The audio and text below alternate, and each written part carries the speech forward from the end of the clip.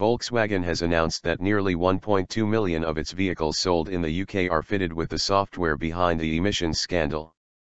It includes diesel-powered cars with the VW brand, Audi, Seat, and Skoda, as well as VW commercial vehicles. In the next few days the company will give the vehicle identification numbers to retailers, as well as coming up with a process for owners to check if their vehicles are affected. VW will then start contacting owners. The company stressed that all the vehicles are still safe and roadworthy.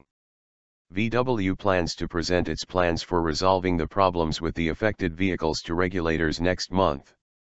The specific number of vehicles affected under each brand are: Volkswagen cars 508,276, Audi 393,450, Seat 76,773, Skoda 131,569.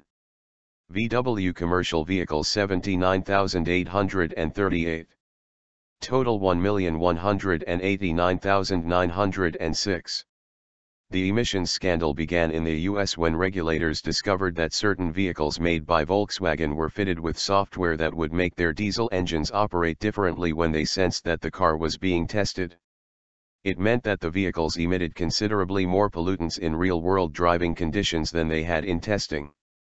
As a result of the scandal, VW chief executive Martin Winterkorn resigned and was replaced by former Porsche boss Matthias Müller.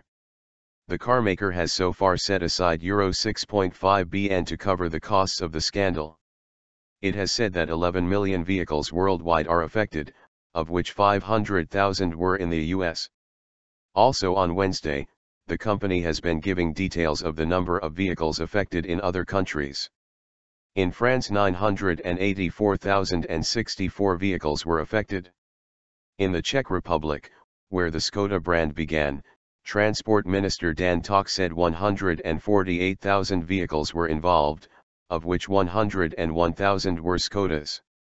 The VW distributor in Portugal, Siva, said it had sold 94,400 vehicles with the Rogue software.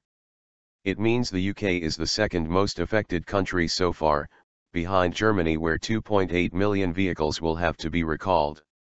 Volkswagen shares have fallen almost 40% since the scandal broke on September 18.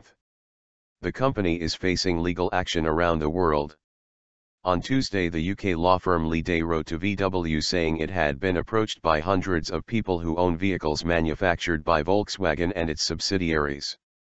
The letter encouraged VW to enter into negotiations about suitable compensation for owners as soon as possible.